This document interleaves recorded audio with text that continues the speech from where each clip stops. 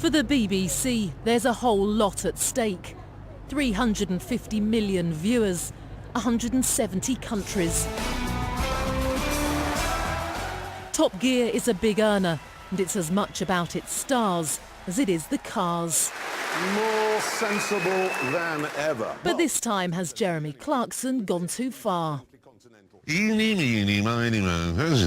When he squeals, let him go. Eeny, meeny, miny, moe. I personally thought he should have been warned about his behaviour years ago. But now he's definitely crossed that line and he needs to take the consequences of his actions. He's not funny. He comes over as a dinosaur relic of a bygone age and he should be facing serious disciplinary charges.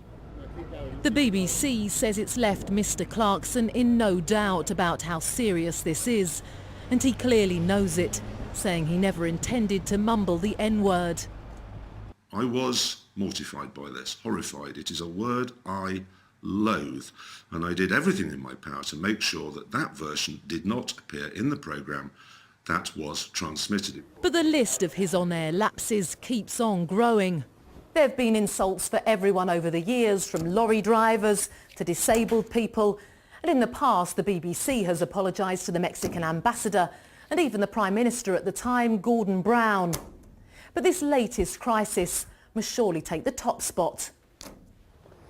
Despite all that, there seems little sign of him being sacked.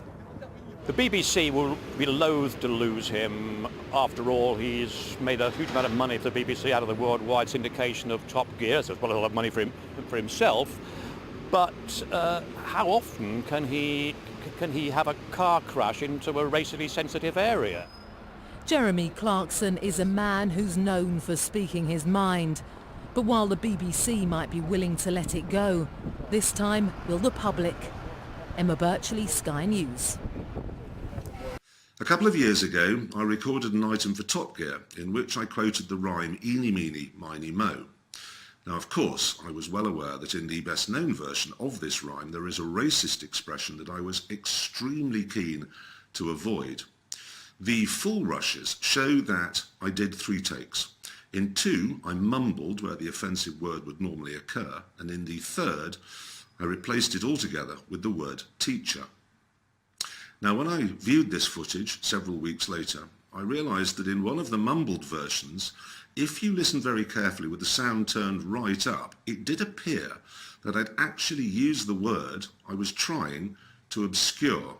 I was mortified by this, horrified. It is a word I loathe, and I did everything in my power to make sure that that version did not appear in the programme that was transmitted. In fact, I have here the note I sent at the time to the production office, and it says, I didn't use the N-word here, but I've just listened through my headphones and it sounds like I did.